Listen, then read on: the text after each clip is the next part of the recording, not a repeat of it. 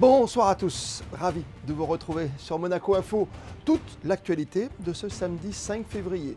Invités, reportages, rencontres, infos pratiques tout près de chez vous et votre météo à venir.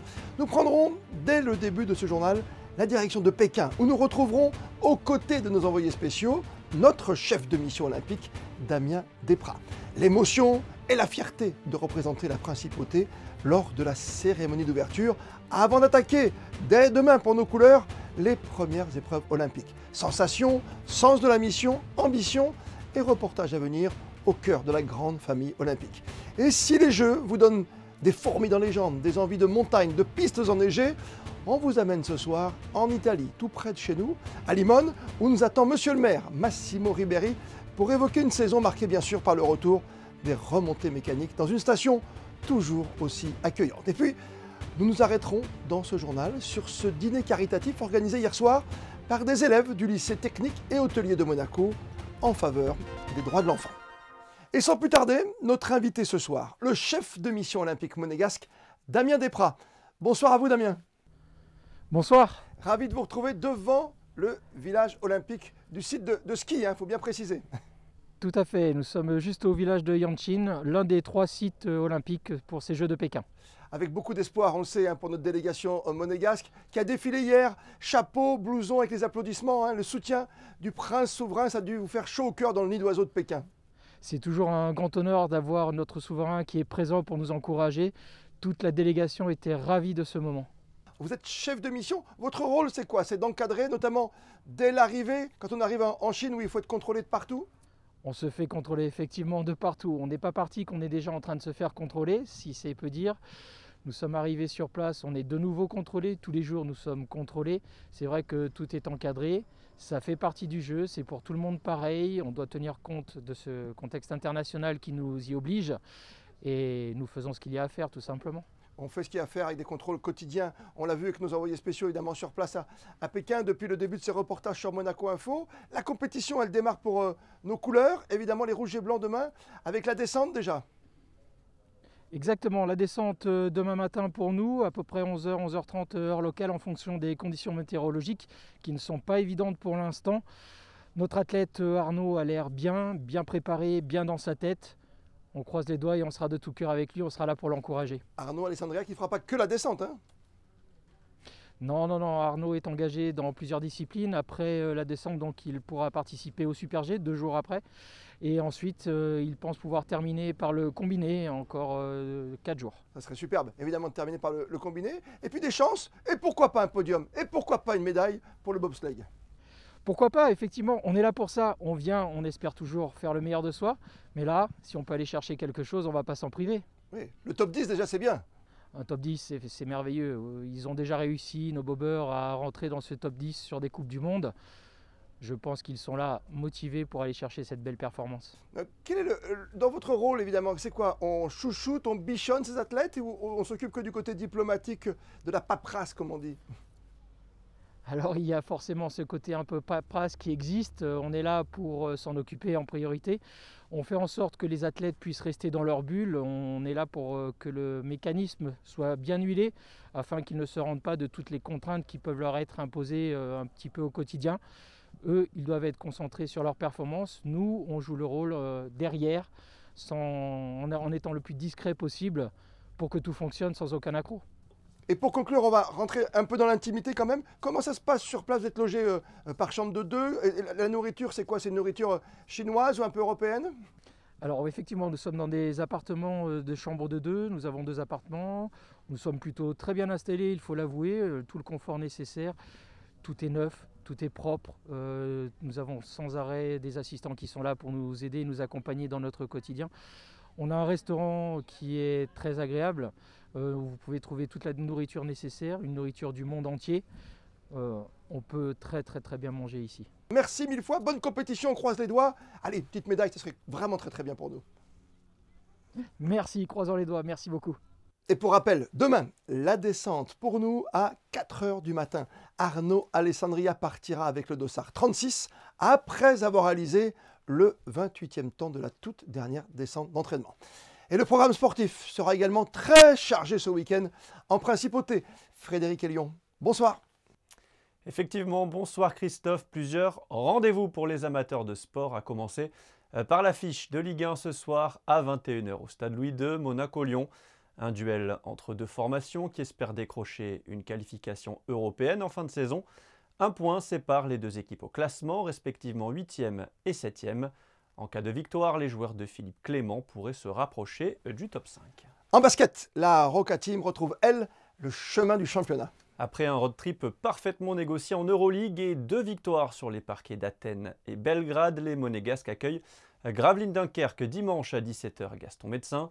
Les nordistes, 10e au classement, sont à la lutte pour une place en play-off. Monaco, de son côté, cherchera à consolider sa 2e place et à se relancer après la défaite du week-end dernier contre Boulogne-Levallois après prolongation. On termine par ce rendez-vous rugby. L'AS Monaco Rugby participera ce week-end au Winter Sevens, une compétition de rugby à 7 qui se déroulera sur 2 jours à Jacou, tout près de Montpellier. Monaco participera au tournoi Élite avec 16 équipes réparties en 4 poules de 4. Le coach Jérémy Ecardi a amené un groupe de 15 joueurs. Retour sur cet événement caritatif initié et orchestré hier soir par des élèves du lycée technique et hôtelier de Monaco en faveur des droits de l'enfant. Alexandra Pani et Orazio Gaggino les ont suivis, des préparatifs dans les cuisines jusque dans la salle à l'arrivée des convives. Ils sont élèves de première et terminale au lycée technique et hôtelier de Monaco et vont préparer ce soir une cuisine de niveau gastronomique au grand cœur pour une noble cause puisqu'il s'agit des droits de l'enfant. 82 convives ont répondu à l'invitation. Quand on élabore une recette pour autant de monde, surtout avec des élèves, il faut qu'effectivement on fasse quelque chose de suffisamment simple, mais d'élaborer néanmoins. Parce qu'on veut faire quand même quelque chose de... D'ailleurs, vous l'avez vu, le dîner est quand même servi et surtout on le donne à payer à 75 €, donc c'est quand même une certaine somme pour les gens. Donc il faut quand même qu'il y ait une belle prestation. Et donc effectivement l'organisation est très importante, mais y ont pensé avant, c'est-à-dire que ce soir quand ils sont arrivés, on en avait déjà parlé évidemment avant, donc ils ont été rapidement dans le bain et ça s'est fait pratiquement naturellement. Alors là, on va finir l'assiette avec la sauce aux mardines. C'est quoi la sauce aux mardines? C'est une sauce enrichie de cognac, citron, crème, sel et poivre. Très bien. Une quinzaine d'élèves s'activent en cuisine et une vingtaine en salle pour une soirée sous le signe de la transmission et du partage, avec un parrain de prestige qui n'est autre que le chef étoilé, aujourd'hui retiré des fourneaux, Joël Garot. Les élèves ont vraiment été, on va dire, à l'écoute des conseils que l'on peut donner sur cet instant qu'on vient partager avec eux. Et ça, c'est quand même assez extraordinaire de sentir, on dit toujours les jeunes, mais ils étaient très intéressés et ça m'a fait plaisir de revenir un petit peu où j'avais fait ces petites coupures et vraiment de revenir et de regoûter à ça, c'est que du bonheur. Au menu, cassolette de Saint-Jacques sauce aux mardines, médaillon de veau au Porto et un dessert gourmand aux fruits épicés. Le premier plat servi est un amuse-bouche de ravioles de foie gras. Il doit laisser une bonne première impression aux convives, alors en cuisine, on s'applique. On prend la pâte, on l'ouvre, on met la farce à l'intérieur et après on la ferme bien correctement. Un menu soigné proposé à 75 € et dont l'ensemble des bénéfices est reversé en faveur des droits de l'enfant. C'est les vacances, c'est parti pour 15 jours. Joie du ski, joie du grand air. Sans plus tarder, direction Limone. Nous attend monsieur le maire Massimo Ribéry. Bonsoir à vous. Bonsoir, bonsoir à tous les amis de Monte Carlo, Monaco. Il y a beaucoup de skieurs monégasques qui viennent chez vous. C'est une grande tendance parmi les Français et les Italiens?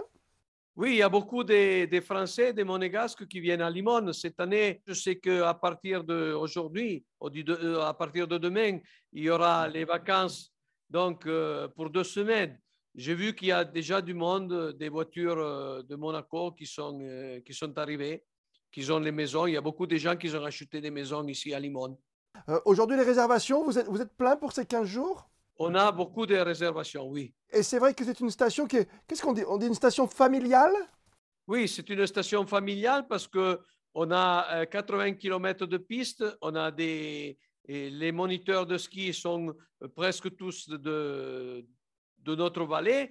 Donc, on a des gens qui sont du lieu. Il y a des autres stations de ski qui ont beaucoup de remontées pentes, mais ils n'ont pas un cœur du pays. Nous, on a un cœur du pays qui est très, très, très joli, je pense. On a à manger, c'est très bon, kilomètre zéro, parce que c'est tous des produits qu'on a dans les coins. Donc, Vraiment un endroit magnifique pour skier, avec une belle neige, une neige de bonne qualité chez vous? maintenant, il n'y a pas beaucoup de neige. Il faut dire que les propriétaires des remontes pentes de stations de ski, ils se sont donné beaucoup à faire pour avoir en tout cas de la neige artificielle. Et pour l'instant, ça va tenir. Il y a beaucoup de contrôles encore aujourd'hui, bien sûr, pour tous les restaurants. Il faut être masqué, même sur les pistes de ski. Et sur les pistes de ski, il faut être masqué, les gens qui montent sur la télécabine. Les télésièges aussi, s'ils sont à une distance de mètre, non, ils peuvent monter, mais il faut avoir le super Green Pass, c'est-à-dire qu'il faut avoir vacciné et la 3e dose. Et pour le Green Pass, pour le moment, c'est jusqu'au 31 de mars. Merci 1000 fois, Massimo Riberi, d'avoir été avec nous ce soir. Merci à vous, je vous remercie beaucoup. Salut à tous les amis de Monaco. Au revoir. Et on vous retrouve, Frédéric Hélion, pour un tout nouveau point sur l'actualité, avec cette information concernant le baccalauréat pour les élèves de la Principauté. Les annonces récentes du ministre français de l'Éducation nationale, de la jeunesse et des sports sur le déroulement des épreuves du bac ont un impact pour les lycéens scolarisés en Principauté. Les épreuves écrites de spécialité du bac général et technologique qui devaient se tenir les 14, 15 et 16 mars sont reportées aux 11, 12 et 13 mai. Le programme des épreuves sera le même que celui fixé initialement pour le mois de mars et les 2 jours précédant les épreuves seront consacrés dans les lycées aux révisions. Autre information pour les élèves et leurs parents, avec cette campagne de dépistage au Covid-19 à venir. Le gouvernement organise une nouvelle campagne de dépistage de grande ampleur en milieu scolaire à l'issue des vacances de février, sur un modèle identique à celle organisée le 3 janvier dernier. Plusieurs milliers d'autotests seront mis à la disposition des établissements scolaires pour les enseignants et élèves. Ils seront invités à se tester en classe le lundi 21 février, sous réserve de l'autorisation parentale pour les enfants et sur la base du volontariat pour les adultes. Et on termine par votre rendez-vous demain soir sur Monaco Info. Et un nouveau numéro de 19h dimanche, Yann Anthony Nogues vous présentera l'or sous toutes ses facettes, la façon de travailler ce métal précieux. Pour en parler en plateau, Michael Morlot, bijoutier joaillier à Monaco. Place à présent à vos prévisions météo. Quel temps fera-t-il demain dimanche, Frédéric? Un dimanche bien ensoleillé avec quelques nuages l'après-midi, mais le ciel sera bien dégagé toute la journée. Le thermomètre affichera 8 degrés le matin et 13 l'après-midi, dimanche 6 février. Nous fêterons les Gastons. Et comme le veut la tradition, on termine par les instantanés du jour, avec un retour sur le dîner caritatif en faveur des droits de l'enfant au lycée technique et hôtelier. Les photos sont signées ce soir Stéphane Dana. On se retrouve demain, 20h, pour revivre ensemble les meilleurs moments de la semaine sur Monaco Info. D'ici là, belle et bonne soirée à toutes et à tous.